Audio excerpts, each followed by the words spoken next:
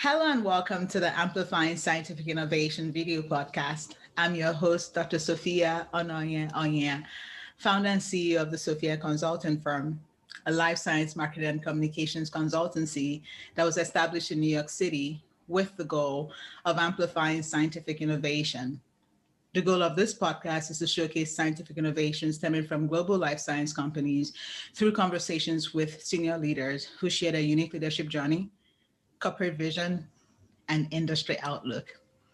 My guest today is Ms. Janet Lynch Lambert, CEO of the Alliance for Regenerative Medicine, the leading international advocacy organization dedicated to regenerative medicines and advanced therapies. Janet is a life science professional skilled in standing up a corporate government affairs program, federal and state government relations, political action committees, building an integrated corporate external affairs program, launching coalitions, and creating new content to drive media and policymaker attention to an issue. She has diverse experience in communications, legislative affairs, marketing, and foundation management, as evidenced by leadership roles in life technologies and the NIH, the National Institutes of Health.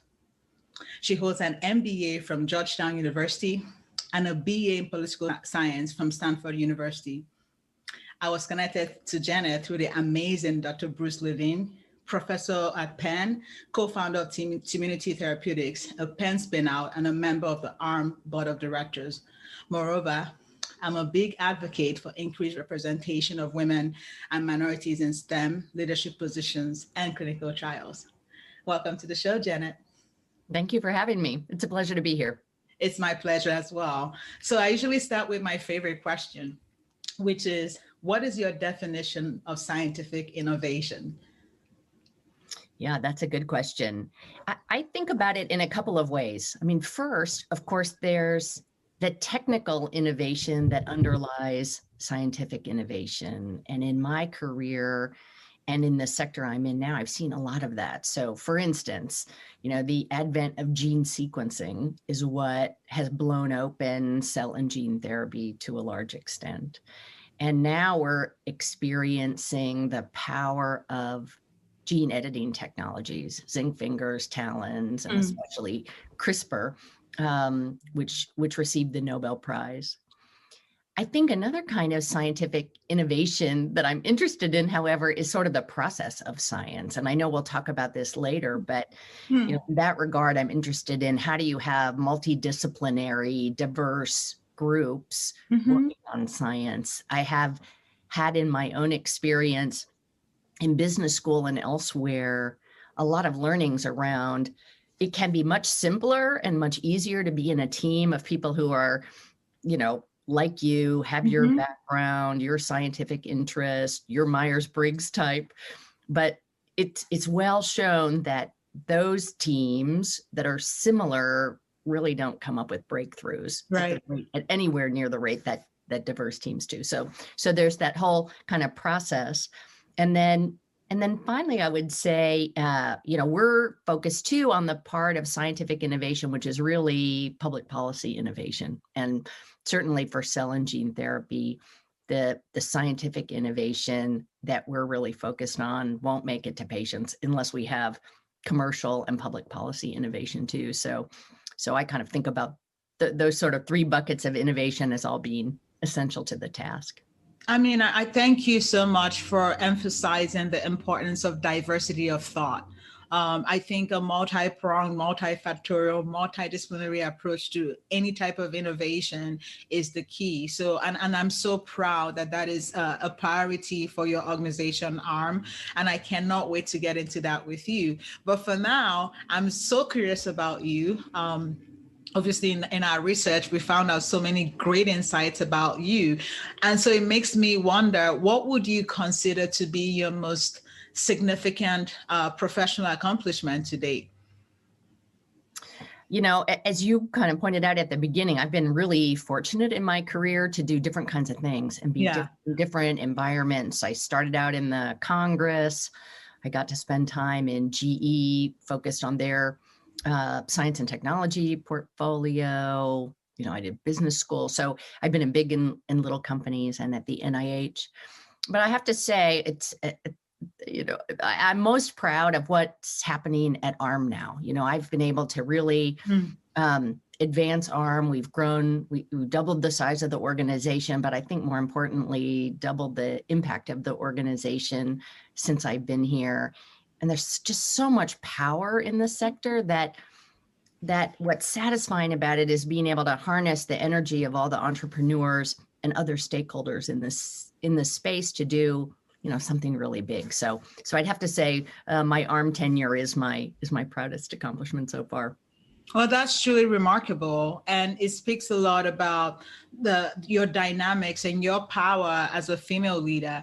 Now, I'm curious now, of course, we have data that showcase how the challenges that female leaders often face. So I'll be curious to know, in your opinion, what are some unique challenges that female leaders face, and how does the life science industry compare to other industries that you've been a part of from a diversity and inclusion perspective? So I probably share experiences like many female leaders do, which always start before you're a leader, right? I mean, I often tell this story. When I was working in Congress, I was up for a job. I was a finalist for a job with a very influential member of Congress, and it was down to me and one other guy. And when it came right down to it, I sat down with this kind of older member of Congress for my final interview. And he said, sort of surprisingly, forthrightly, he said, I think you'd be really, really good in this role, but hun, I'm just concerned about the fact that sometimes I use foul language and that would be inappropriate around a young woman such as yourself. And, I tried to convince this member of Congress that, of course, I did not care about that and that he could swear around me without causing me any difficulty. But honestly, I could not convince him, and the job went to the guy. Wow. So, it didn't hamper my career, but things like that have certainly happened in my career. I think it's so much better now, thanks to the concerted efforts of lots of people. I can't say that I've run into anything nearly so bald as that in decades, really. I think the life sciences and the sciences in general are actually quite, although we definitely need more women in the field, and we've worked hard at ARM to make sure that our board reflects the talented women that exist in this field.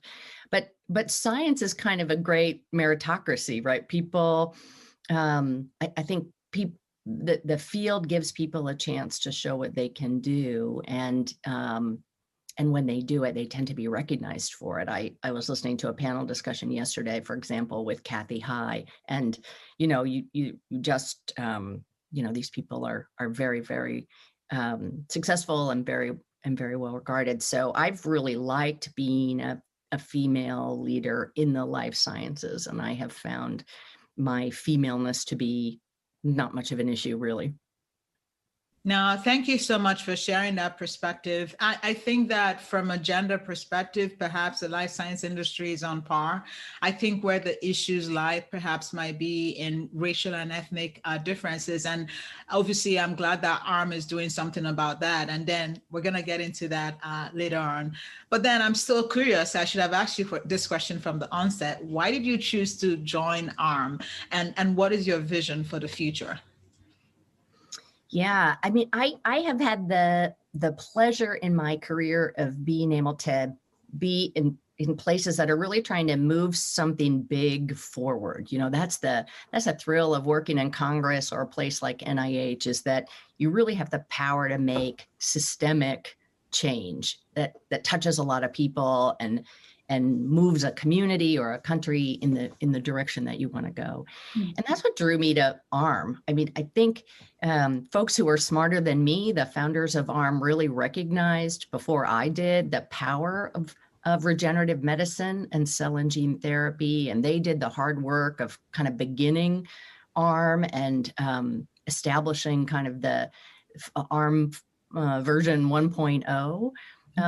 But by the time the opportunity came to me, it was really clear that there was so much power in this science to make a difference for so many people who were suffering really, obviously a range of terrifically difficult diseases. So it felt to me like, both from a career point of view, a great chance to bring together aspects of my professional background. I'd been in a corporate environment. I knew how to work in the public sector. I knew how to leverage foundations. I mean, I can remember in my interview with the board saying, I'm surprisingly well qualified for this CEO job at ARM, because just based on my past experience. But what excited me about it was the potential of the field.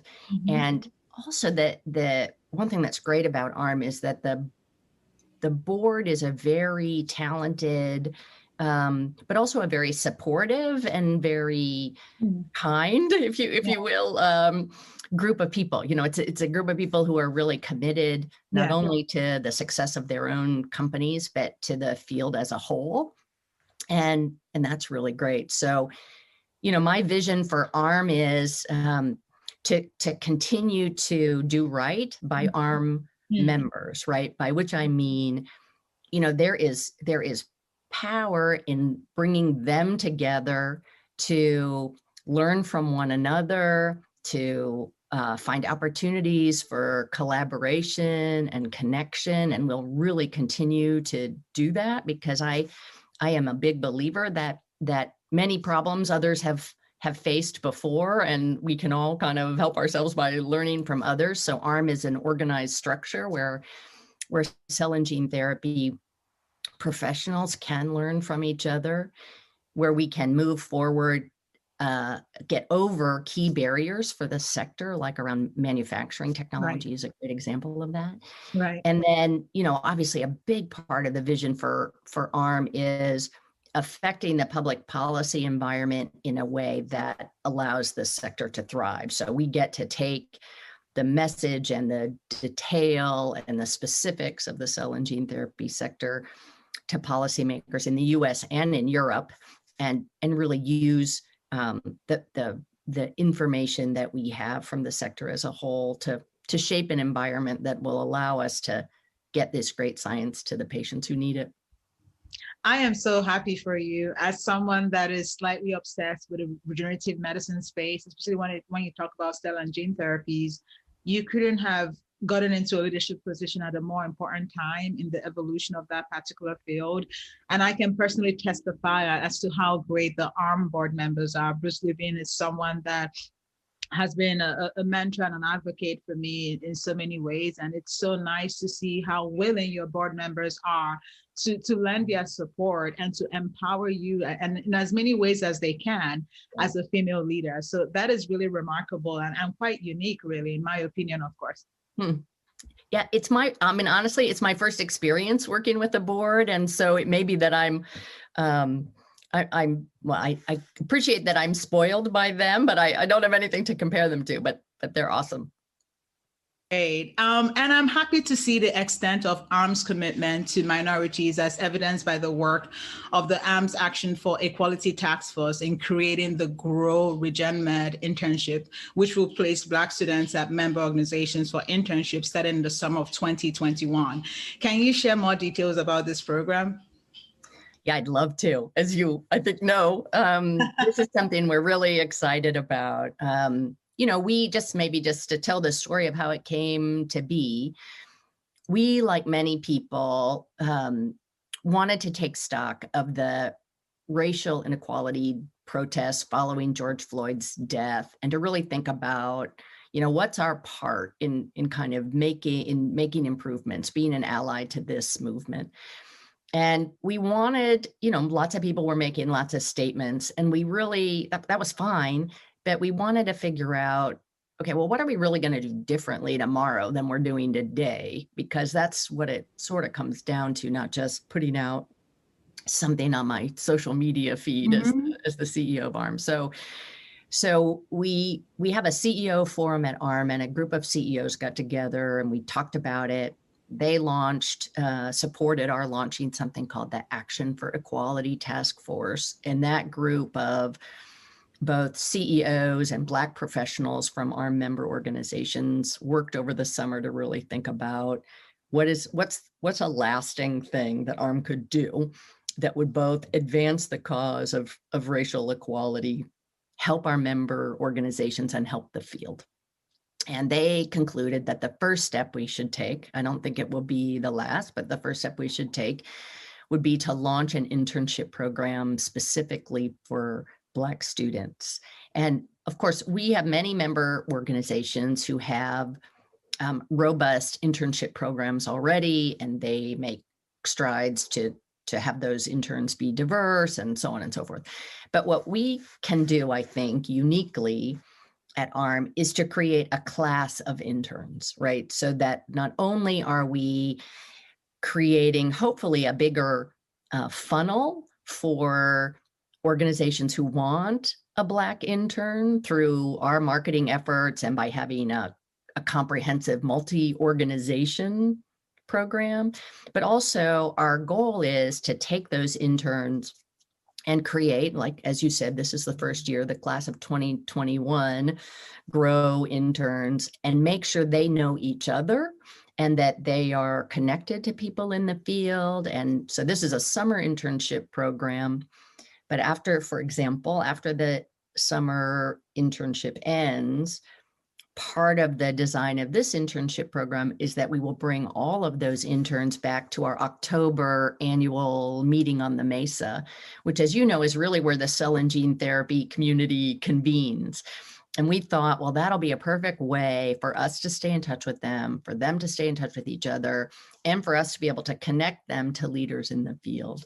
Because ultimately, we want them to stay in the field. We want them to be as excited about regenerative medicine as we are, and we want to give them the connections and experience that they need to be successful in the field and hopefully to stay in the field. Because, you know, we talked about like good kinds of diversity that exist in cell and gene now. There's a lot of international diversity.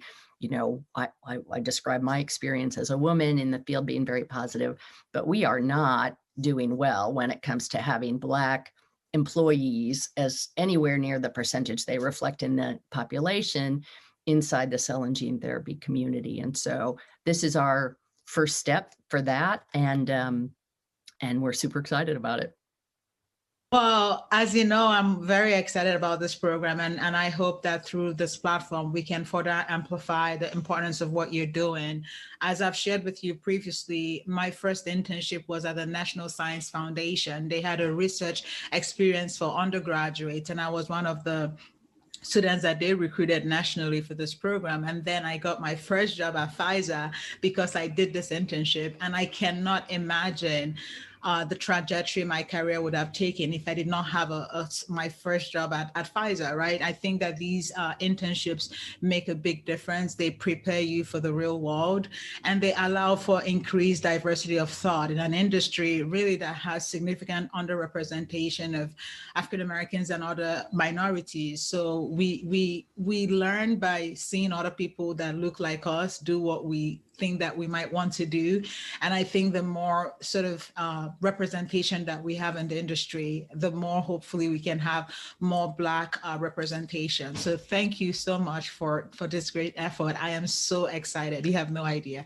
I have a save the date on my calendar already for this. So yeah, well, we really appreciate that. I mean, I think it'll take our friends like you and others to help us get the word out, and we appreciate your help through this podcast and other means, but yeah, we're pretty excited about it. And I think that issue of being able to connect professionals, mid-career professionals, executives, as well as these interns into a community is something we've heard from the interviews that we've done in building the program could be really important, because we've certainly had, professionals say to us, it can be lonely to be, the only Black professional in, company X or patient advocacy group Y, and, that can be tough. So that's a lot of what gave us this impetus to really create a class and to connect the class of interns to a community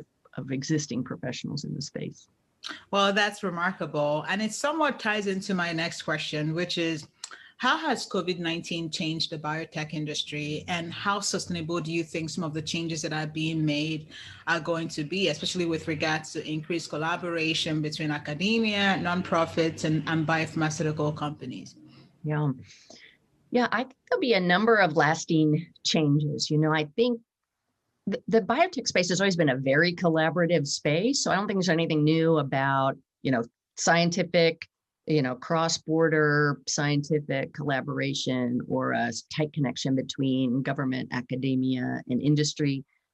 But I think there's no doubt that COVID showed us that there are important ways that, particularly when we're really in a hurry, and drug development is traditionally a very slow process, that the government can de-risk and a process and also speed up a process. So, for example, in the vaccine context, they could say, look, we'll help you build a manufacturing plant before you really know if it works, because we know if it works, we're going to want to manufacture it as absolutely rapidly as we can.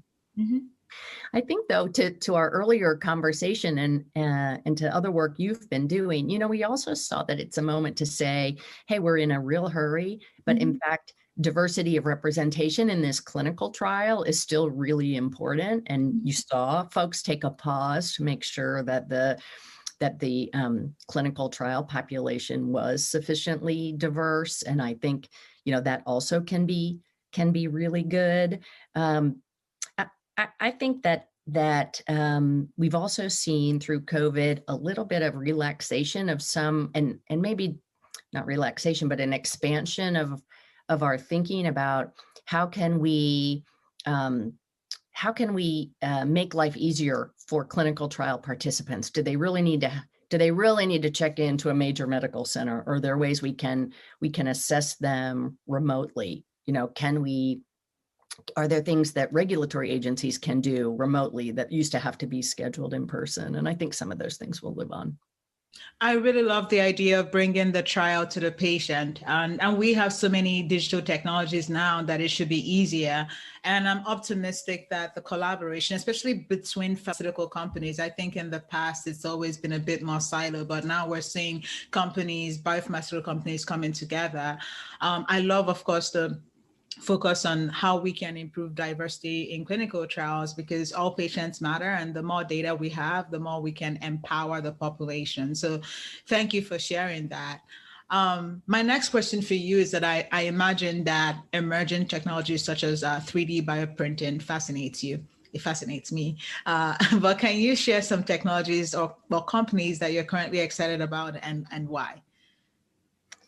Yeah, I think we're super excited about gene editing technologies, right? Yeah. I mean, it's hard not to be, I suppose, if you're interested in this space. And, I think that we've seen, Sangamo announced their collaboration to start to bring their zinc finger technology to kind of the notion of modulating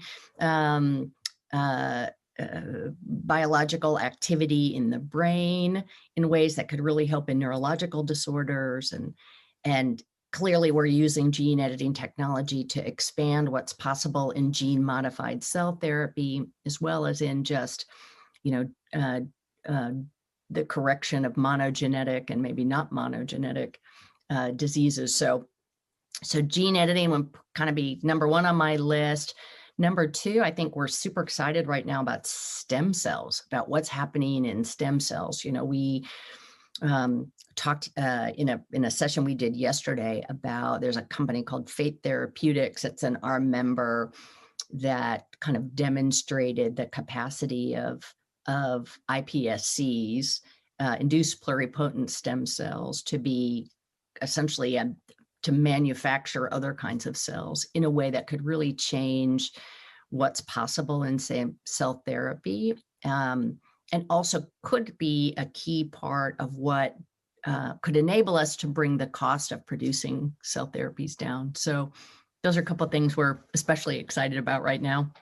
Yeah, I share the same sentiment, especially as it regards to gene editing. I think that CRISPR and other technologies are going to uncover so much for us, and it can be coupled with other technologies as well to improve our standard of care for many diseases. Thinking broadly, though, what do you think are some key consideration factors that will be important for sustaining innovation in the life science industry? Yeah, I think the American life science industry is propelled by kind of a virtuous circle, right?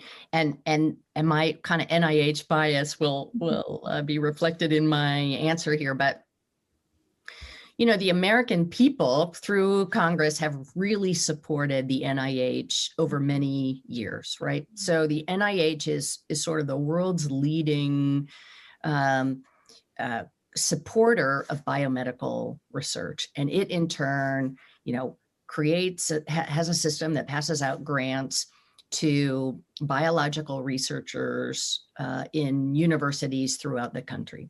So we have a really strong public institution in the NIH, which in turn is creating really, really powerful academic institutions and driving world-leading academic research. And that in turn is because we have an environment that fosters entrepreneurialism, is creating then the growth of small companies.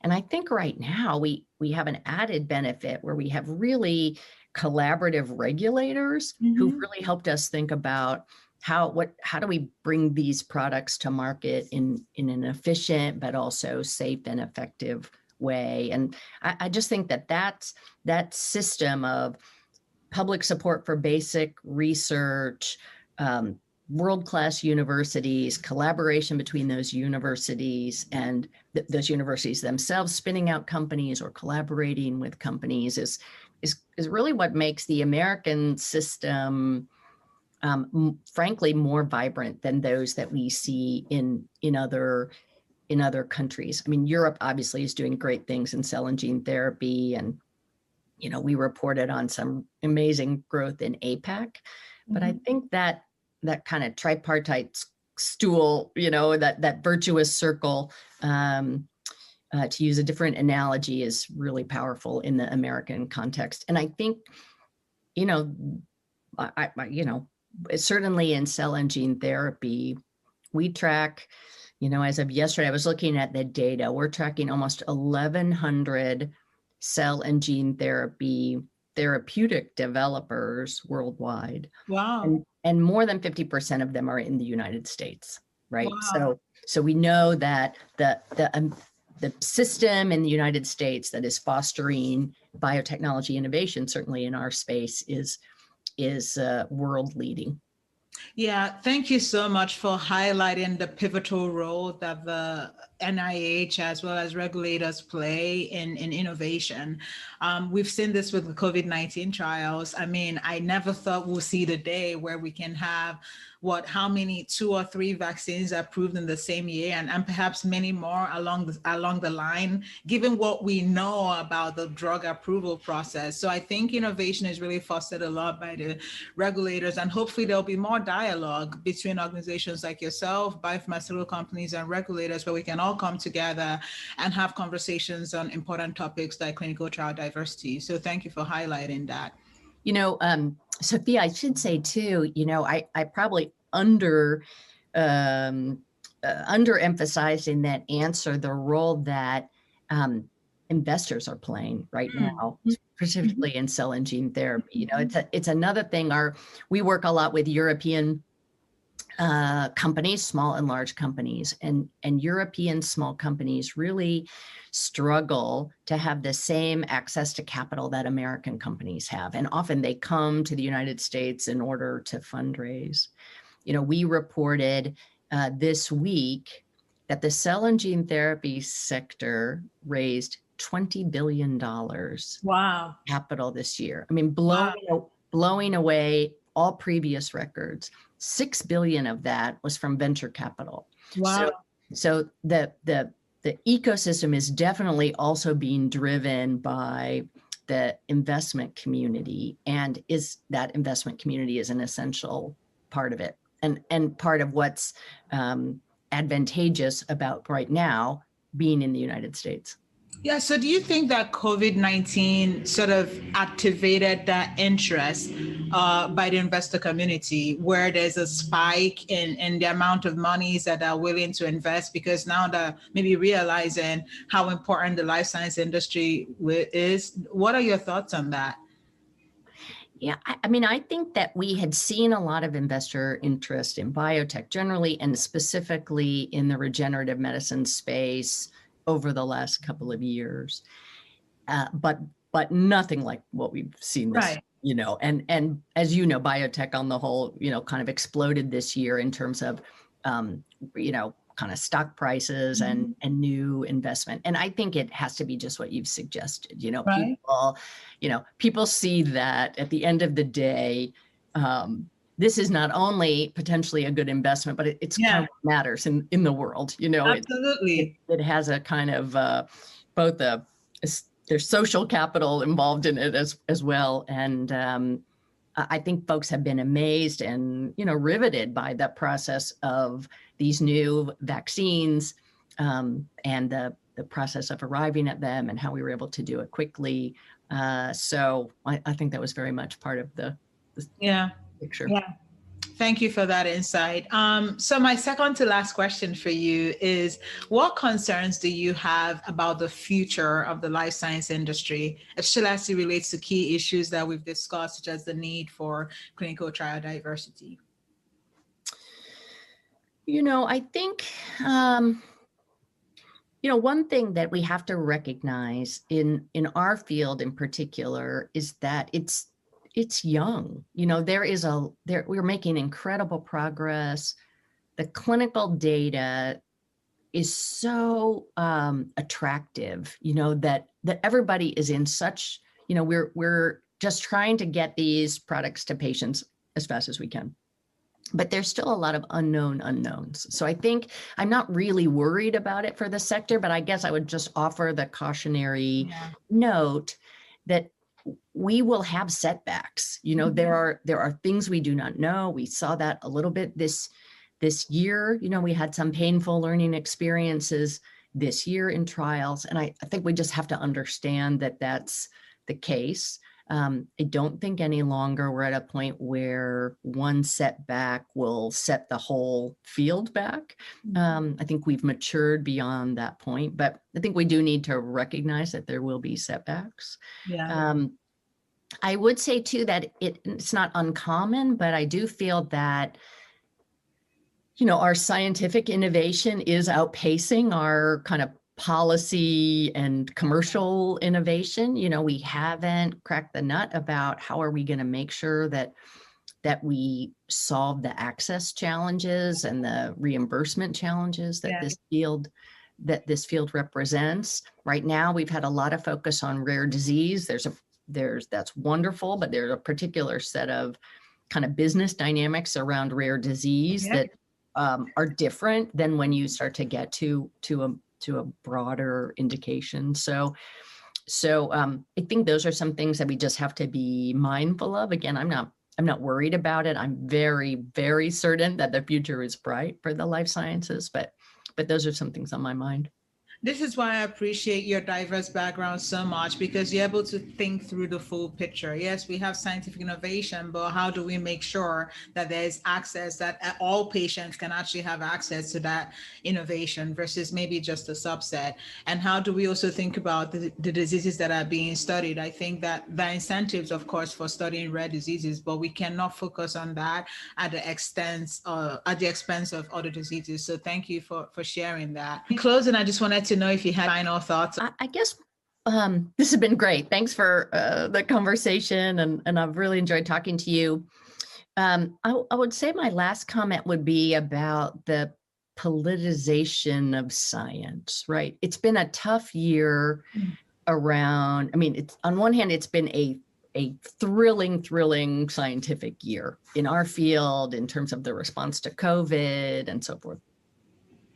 But it's also been a really challenging year where we've seen folks to kind of use science in a political way, and we're going to be contending with that in the rollout of the COVID vaccine for some time. And we see that some people are suspicious of it because of various political dynamics around it. So I think it just behooves all of us who cared about this space to do what we can to be mindful of that, to be aware that we're in an information flow, and have conviction and understanding of a scientific process that gives us faith in it, that not everybody else has, and that we need, I think, as people who are privileged to be in this space, to be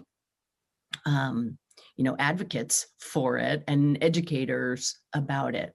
Because I think if we don't help bring non-scientists along and to help them understand what the scientific process is, and have faith in it, that we also, it will be another kind of failure that won't be able to overcome, that we could end up with some great science being left on the shelf if people don't have faith in the process that led to it. So that would be my final note.